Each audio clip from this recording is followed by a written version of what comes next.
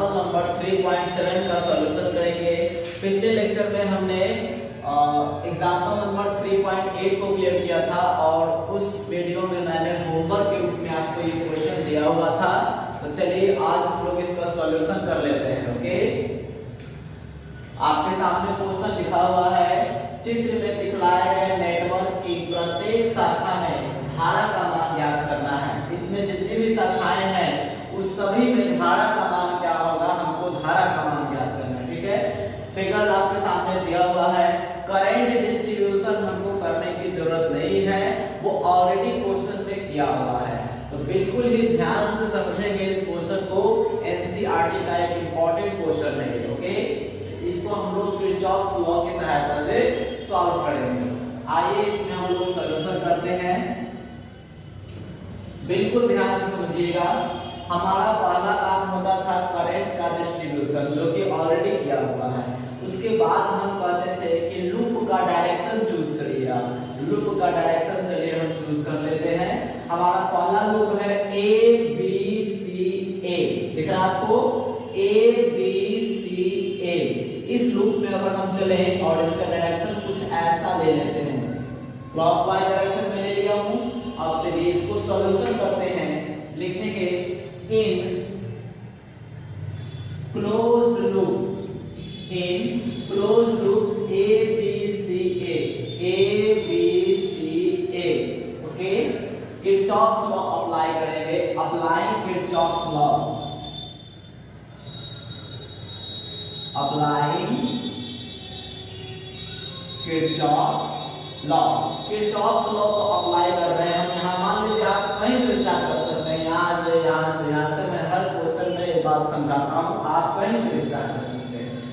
यहाँ से मान लीजिए अपना स्टार्ट करते हैं सॉल्यूशन। तो यहाँ आपको 4 ओम दिख रहा है। करंट का डायरेक्शन इधर से इधर दिख रहा है, करंट का डायरेक्शन इधर से इधर जा रहा है और लूप का डायरेक्शन ऐसे ही जा रहा है। ऐसे ही देखिए, ऐसे घूमेगा तो ऐसे ही जाएगा, सेम डायरेक्शन है। तो जब करंट और लूप का डायरेक्शन सेम हो तो हम लोग साइन नेगेटिव यूज करते हैं। आपको बताया क्या था ये कॉन्सेप्ट। प्रतिरोध का मान 4 ओम, करंट इसमें इन कर रहा है I2, तो लिख सकते हैं -4I2। ओके, यहाँ पे आ जाते हैं। देखिए करंट का डायरेक्शन ये है, ऊपर से नीचे आ रहा है। यहाँ पे आप देख सकते हैं ऊपर से नीचे आ रहा है और लूप देखिए ऐसे जाके ऐसे आएगा, ऊपर से ही नीचे आ रहा होगा। सेम डायरेक्शन है तो साइन कौन सा यूज करेंगे, नेगेटिव यूज करेंगे। तो यहाँ माइनस प्रतिरोध का मान 2 और करंट कौन सा जा रहा है इसमें, I2 plus I3, I2 plus I3। आ जाते हैं यहाँ पे। यहाँ पे आप देख पा रहे हो करंट इधर से इधर जा रहा है और लूप भी इधर से इधर जा रहा है। तो यहाँ भी साइन माइनस का, प्रतिरोध का मान 1, करंट इसमें कौन सा जा रहा है, तो I1 करंट जा रहा है। तो 1 इंटू क्या हो गया, I1। ओके, अब यहाँ आ जाते हैं EMF के पास। तो यहाँ से देखिए हमारा लूप का डायरेक्शन ऐसे है। हमने कॉन्सेप्ट ये सिखाया था कि यदि किसी सेल में लूप का डायरेक्शन ऋणात्मक सिरे से धनात्मक सिरे की ओर जा रहा हो तो उसका मान पॉजिटिव लिया जाता है। तो चलिए इसका मान हम लिख देते हैं +10 बराबर क्या हो जाएगा, 0। ओके, अब चलिए इसको सॉल्व करेंगे। -4I2 -2I2 -2I3 -I1 +10 = 0। अब चलिए इसको हम लोग लिख देते हैं सुधार के। जो भी आप इधर I वाला पार्ट दिख रहा है वो सबको दूसरे साइड में भेज कर लिख दीजिए। I1 1 था तो ऊपर टी जाके I1 प्लस में हो जाएगा। I2 देखिए 4 को 6 माइनस में, तो वो प्लस में चला जाएगा 6 I2। I3 देखिए माइनस में 2 को है तो दूसरे तरफ जाके 2I3 बराबर में क्या बच जाएगा यहाँ 10। इसको कर लीजिए आप समीकरण 1। सिंपल सी बात। चलिए दूसरी बात हम लोग अगला लूप में अपना चलते हैं। हमारा नेक्स्ट लूप आप देख सकते हैं यहाँ पे ACDA दिखाई दे रहा होगा, ACDA। इस लूप में हम अपना डायरेक्शन चूज कर लिए यही। ओके, क्लॉकवाइज डायरेक्शन ले लिए। अब चलिए यहाँ से हम लोग लिखेंगे in close loop ACD A। Okay, अब इसमें भी क्या करेंगे, applying Kirchhoff's law, Kirchhoff's law इसमें भी अप्लाई कर देंगे। तो यहाँ पे मान लीजिए आप यहाँ से स्टार्ट करते हैं, कहीं से भी स्टार्ट करिए, यहाँ से आप स्टार्ट करते हैं, जो कि बाहर है, तो देखिए करंट इधर से इधर जा रहा है और लूप हमारा इधर से इधर आ रहा है। अपोजिट डायरेक्शन में मैंने बताया था कि साइन पॉजिटिव यूज करेंगे, तो यहाँ पे 4 है, प्लस में लिखिए कौन सा करंट इसमें जा रहा है, I1 माइनस I2 जा रहा है। ठीक है, चलिए यहाँ के बाद मान लीजिए कि हम यहाँ पहुंचते हैं, ऐसे चलिए यहाँ पहुंचते हैं, तो देखिए लूप ऐसे घूम रहा है ना, तो यहाँ से जब इन करेगा तो देखिए धनात्मक सिरे से लेके ऋणात्मक सिरे की ओर जाता है। कॉन्सेप्ट में बताया हूँ कि यदि किसी सेल में लूप का डायरेक्शन की बात करें और वो धनात्मक से ऋणात्मक सिरे की ओर जा रहा हो तो उसका साइन नेगेटिव लिया जाता है। तो ये लिखिए माइनस में 10, इसका मान माइनस में 10। यहाँ पे आ जाते हैं बच्चा, इसमें करंट इधर से इधर जा रहा है, देखिए ये करंट का डायरेक्शन इधर जा रहा है और लूप हमारा इधर जा रहा है। अपोजिट डायरेक्शन को प्लस यूज करिए, प्लस इसमें 1 हो जाएगा प्रतिरोध का मान, इसमें करंट का मान क्या है, I1। चलिए कोई दिक्कत, यहाँ पे आ जाते हैं, यहाँ पे देखिए करंट ऊपर से नीचे आ रहा है, ऊपर से नीचे, लूप का डायरेक्शन भी ऊपर से नीचे, सेम डायरेक्शन, सॉरी मिट गया यहाँ, ऊपर से नीचे दोनों सेम ही डायरेक्शन में आ रहा है, तो साइन क्या लेंगे, नेगेटिव, साइन क्या लेंगे, नेगेटिव। और 2 आपका प्रतिरोध है, उसमें करंट कौन सा पास हो रहा है, I2 plus I3 minus I1। मैं एक बार फिर से बता दूं, ये करंट का डिस्ट्रीब्यूशन मैंने खुद से नहीं किया है, ये ऑलरेडी क्वेश्चन में दिया हुआ है। ओके, तो उसको हम लोग चेंज नहीं कर सकते, जो दिया हुआ है वही लेकर बनाना है। चलिए ये भी हो गया, ये भी हो गया, ये भी हो गया, ये भी हो गया, तो बराबर में क्या लिख देंगे, 0। इसको सॉल्व करिए, 4I1 माइनस 4I2 माइनस के प्लस I1 माइनस में 2I2 minus 2I3 minus minus plus 2I1 बराबर का हो गया 0। और इसको सॉल्व कर लीजिए, देखिए I1 वाला लिखते हैं 4/5 2 7, तो 7I1, I2 की बात करें तो माइनस में 4 को, माइनस में 2 को, एक हो गया माइनस में 6 I2। अब चलिए I3 की बात करें तो माइनस में 2 को I3, आई इसको दूसरे तरफ दे दीजिए तो बराबर में चला गया 10। ई का मान लीजिए समीकरण 2। कोई परेशानी इतना में? चलिए एक और लूप दिख रहा होगा आपको, कौन सा लूप दिख रहा है जल्दी से बताइए, एक क्लोज लूप, कौन सा लूप है बच्चा लोग, A D E B, sorry A में B D E B, B D E B, close loop कौन सा, B D E B दिख रहा आपको। इसमें भी ये डायरेक्शन ले लीजिए क्लॉकवाइज, आप कोई भी डायरेक्शन ले सकते हैं, लिखेंगे अप्लाइंग किरचॉफ्स लॉ। ओके, बिल्कुल डिटेल में समझा रहा हूं, आप ध्यान से समझेंगे। मान लीजिए कि हम यहां से शुरू कर लेते हैं, ठीक है। देखिए करंट ऊपर से नीचे आ रहा है और लूप का डायरेक्शन ऐसे है, नीचे से ऊपर जा रहा है, देखिए ना ठीक से, ये ऊपर गया और करंट ऊपर से नीचे आया, तो अपोजिट डायरेक्शन में, अपोजिट डायरेक्शन में साइन लेते हैं प्लस।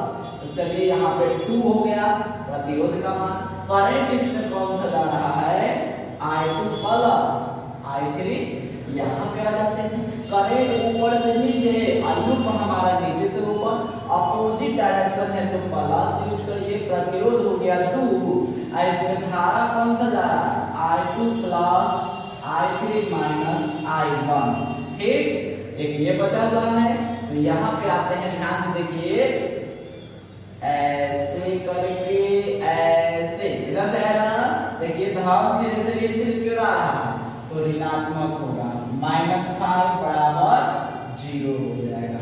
सॉल्व करते हैं इसको, 2i2 plus 2i3 plus 2i2 plus 2i3 minus 2i1 -5 बराबर क्या, 0।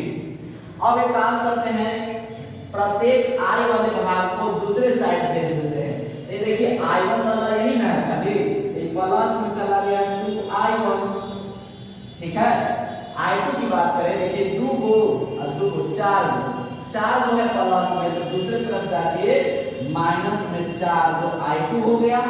और i3 की बात करें तो 2 को i3 या 2 को i3, 4 को i3, तो ये हो चला गया, तो माइनस में 4 को i3 और बराबर यहाँ क्या बचा हुआ है, -5 बचा हुआ है। इसको आप कर लीजिए समीकरण 3 हो जाएगा। अब क्या करेंगे, हमको प्रत्येक शाखा में धारा का मान ज्ञात करना है, ठीक। तो चलिए आप इसको स्क्रीनशॉट ले सकते हैं या नोट कर लीजिए, मैं मिलाकर ऊपर और बना रहा हूँ, ठीक है। पहला इक्वेशन आपका i1 plus 6i2 plus 2i3 बराबर 10, ठीक है, बिल्कुल। 7i1 6i2 2i3 10, ठीक है। और तीसरा इक्वेशन आपका आ चुका है 2i1 4i2 4i3 -5। नोट कर लिया, चलिए आगे चलते हैं, मैं इसको मिटा रहा हूं।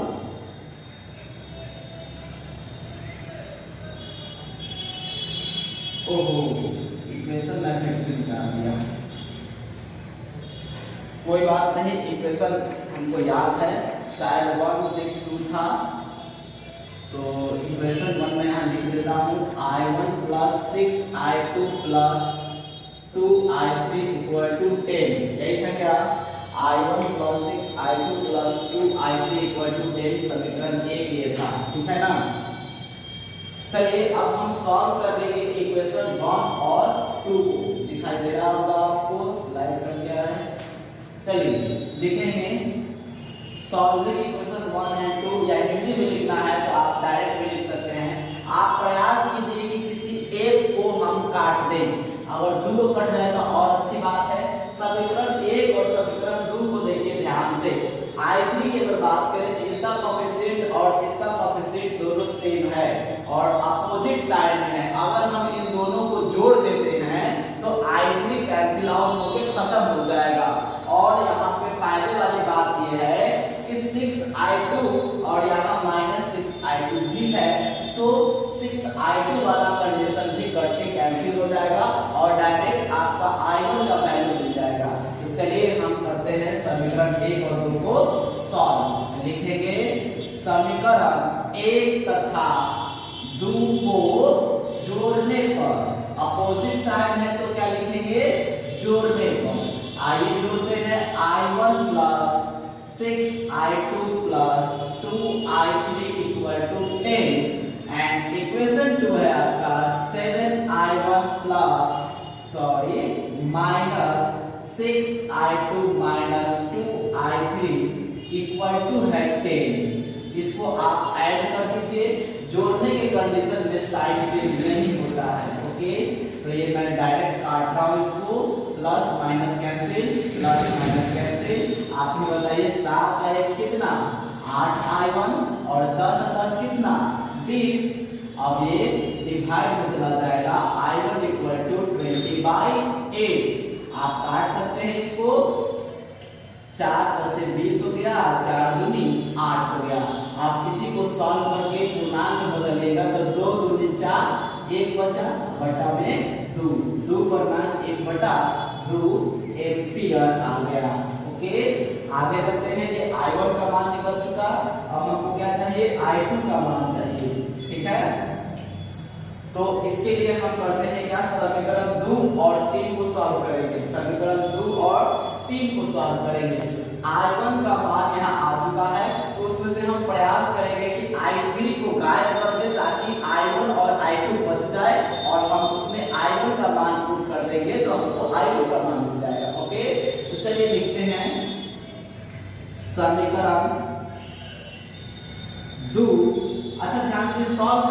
करेंगे, I3 को गायब करना है तो दोनों में I3 का कोएफिशिएंट बराबर होना चाहिए। यहाँ पे 2 है, यहाँ पे 4 है। अगर मैं इस समीकरण में 2 से मल्टीप्लाई कर दूंगा तो ये 4I3 हो जाएगा और दोनों का साइन चूंकि सेम है तो घटाने पे आपका I3 वाला पार्ट कैंसिल हो जाएगा।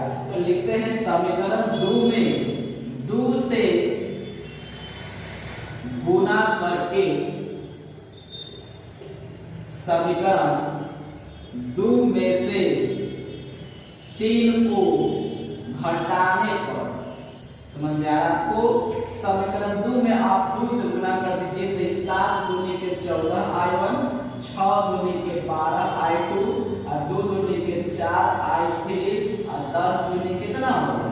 20 हो गया। चलिए समीकरण 3 क्या है? तो 2I1 दिखाई दे रहा है आपको, 2I1 minus 4I2 minus 4I3 बराबर क्या हो जाएगा? -5। Very good. घटाने पे है तो minus plus plus plus, sign change हो गया। अब बताइए ये और ये कैंसिल आउट। बताइए 14 में से 2 गया तो कितना बच जाएगा? 12I1। और बताइए 12 में से 8 4 घट गया तो माइनस में 8I2 बराबर कितना आ गया? 20 और 5 25। चलिए बहुत अच्छे। हम लोग इसमें I2 का मान I1 का मान पुट कर देते हैं, क्योंकि I1 बराबर 5/2 आया था, इसीलिए 12 गुने 5/2 माइनस सही तो है माइनस 8I2 इक्वल टू क्या है? 25 है। अब हम क्या करेंगे? I2 वाले पार्ट को दूसरे साइड पे प्लस में भेज देंगे और 25 को माइनस में ले आएंगे। मैं यहाँ निकाल कर लिख देता हूँ।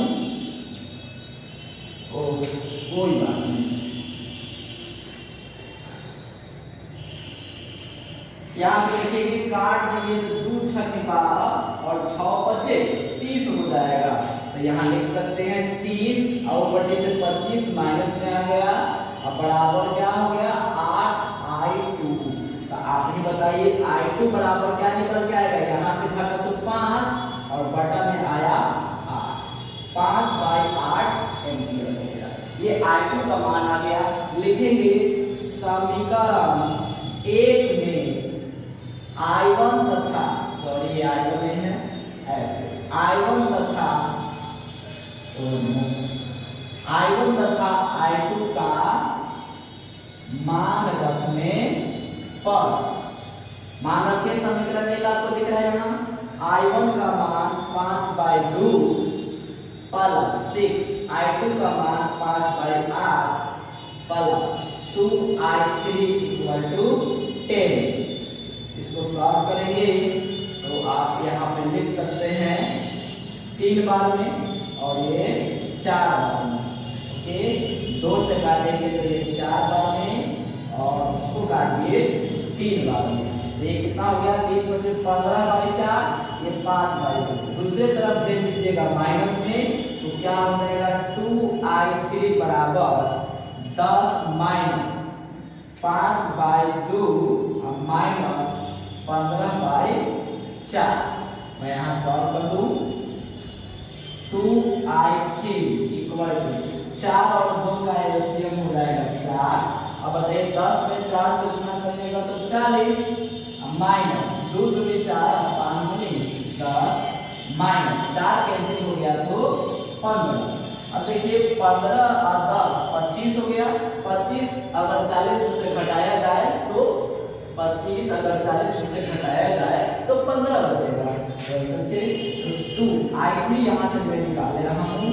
I3 इक्वल टू ऊपर हो गया 15 और ये 2 नीचे जब आएगा तो 2 चौके 8 हो गया। जब इसको आप पूर्णांक में चेंज करेंगे तो 8 एकम 8 शेष 7 बटा में 8, यानी 1.7/8 हो जाएगा। मैं इसको थोड़ा बड़ा लिख देता हूँ।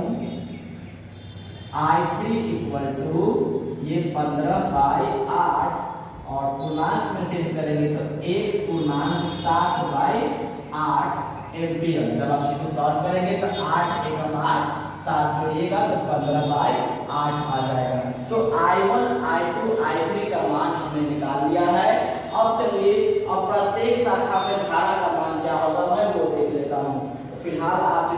स्क्रीनशॉट ले लीजिए या नोट कर लीजिए, वीडियो को रोक लीजिए और नोट कर लीजिए। मैं मिटा रहा हूं यहां से। चलिए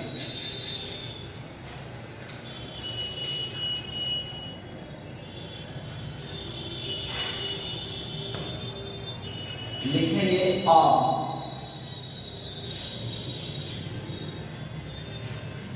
शाखा, प्रत्येक शाखा में निकालना था तो मैं बारी बारी से सबका लिखूंगा। शाखा ए बी में धारा, ए बी कहाँ दिख रहा है आपको, ए और यहाँ का बी, ओके। ए बी में धारा क्या जा रहा है, I2 का मान आप कितना लाए थे, मैं तो निकाल चुका हूँ, यहाँ पे दिख रहा है आपको 5/8 एम्पियर, लिख दीजिए 5/8 एम्पियर।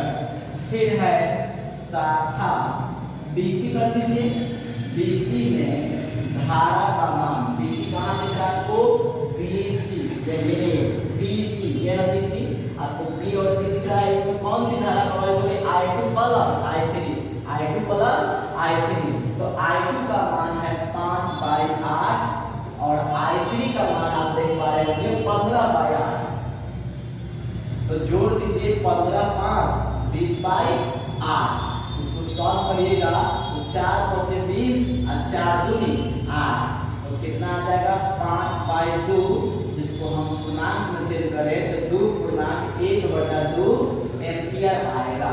चलिए नेक्स्ट शाखा